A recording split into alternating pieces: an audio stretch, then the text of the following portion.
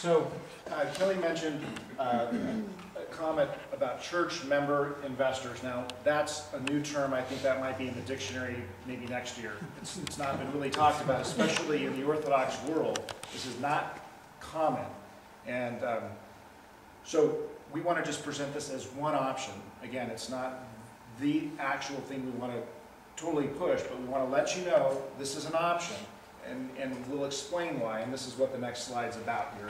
So let's talk about why we're looking at considering this as an option. Again, we're looking at this as you're the bank loaning money to us, the church. Okay. Why don't we have the money just to do this? And obviously we need to do this right, fairly soon. We're at capacity, understand the need. Okay, why aren't we there yet? Well, we're a small church community with limited ability to raise funds. Holy Trinity in Phoenix does a fundraiser every year. I don't know, Father, what did they make? $200,000 for a Greek festival on a 3 or 4 day weekend. Can we do that here in Prescott? Okay, so let's go to the next one. We're in a small town. We're in a quad city town that's got 120,000 people. If we did an excellent job, maybe we could do 50. But how many years is it going to take for us to get there? And that's if we have enough bodies to pull it off, which we know in our Euro booth twice a year. We are doing better, but it's still, we're not there yet. Okay, the next one, we have looked into, well, is there a bank financing? Well, why do we have to ask you for a loan? Why can't we just go to a bank? Well, if you know a little bit about what's happening with banks, it ain't happening. Father gave us the best example in 2001 with a church of 100 stewards and $1 million in the bank and owning the land outright, needing $800,000. That's not that much, if you're looking at it from a risk standpoint. Well, the bank didn't do it back then, but by the grace of God, they found one. We're not sure that we're going to find it. Actually, Bob yesterday called and said, hey, maybe Chase Bank will do this loan for us. So we're investigating that, but we don't know that that's going to happen. And again, that's why I said the church member investor is something we're just presenting as a backup. We're going to pursue a church loan, and then we'll get back to you and let you know how that goes. But we don't think that's going to be something we're going to hang our hat on.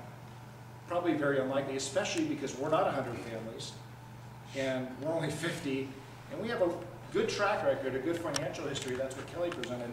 But in my opinion, it's a very low probability that we're going to get a bank loan for $200,000 or $150,000. But I could be wrong. So next, current rates being offered today. If you have money, or you know somebody who has a lot of money, and they have a CD, or they have something invested, over a 5-year time period, which is what we're proposing, the best rates they're probably getting is 2%, 2.5%. Okay, so there's a lot of people that do have money, but they're not earning that much, probably less than 1% on average. But we just said 2%. So what does that mean? There's money out there earning very low interest. Why couldn't we consider saying, we'll offer you more? We'll offer you twice as much. We think we're a good risk. So we recommend that our first recommendation is what the Orthodox Church asks of us is to donate outright. That's really what we're trying to do, is launch our capital campaign for our building program. But because of our current scenario being small, having limited ability to borrow money, raise money through fundraising, we had to think of maybe another creative option. So we're going to talk more about what about this church member investors. Let's talk a little bit more about what we're actually proposing here as an option. So,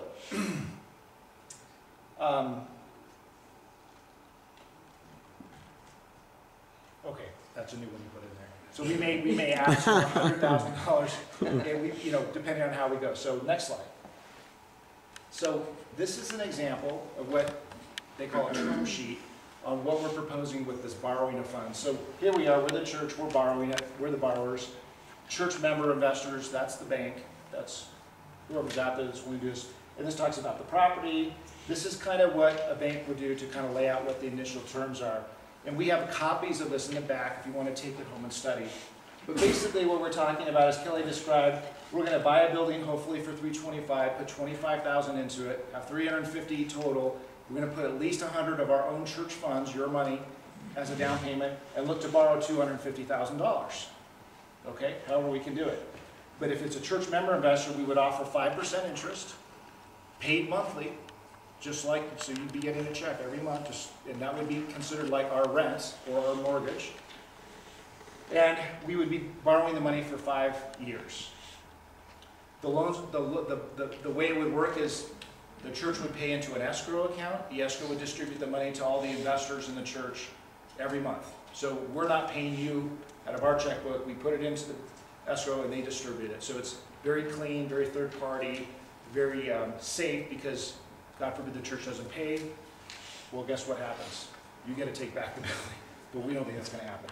So this note, well, when we borrow the money, we want to have the option to be able to pay off it anytime we want, because we may end up getting a big donation and ready to move on.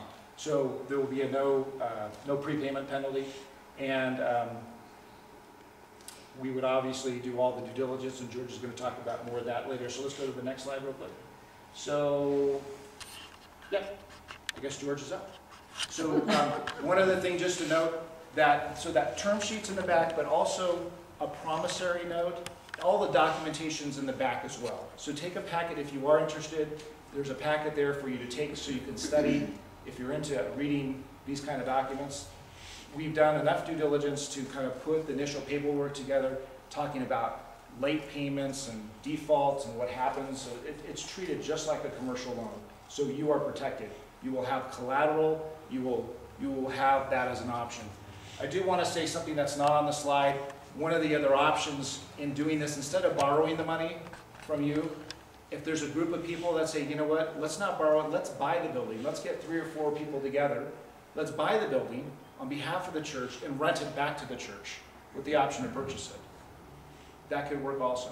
So get rid of the loan aspect, and just, if there are like-minded individuals in the church that are willing to just purchase the building together, knowing that we're the tenants and that we have enough money to pay you over the next 5 years, and maybe even buy it from you in 3 years, that could be an option as well.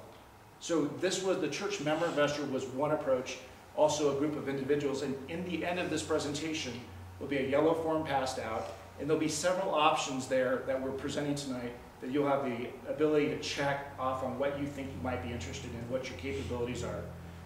So one last thing on that there's also the option, if you don't have any money and you go, why am I here because I can't give financially, you may know of somebody who could, who might be interested, who has money that would be philanthropic and say, you know, I'll loan you the money, or, you know, whatever. So we want you to be thinking of people you may know as well. We prefer to stay in the church family.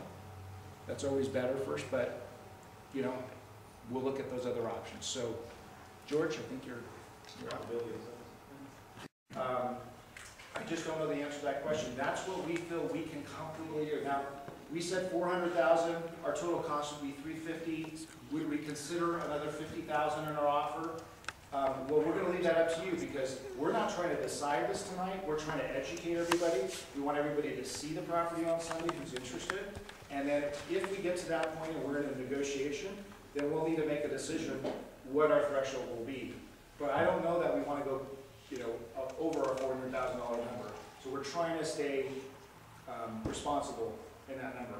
And we'll just see what happens with the negotiation.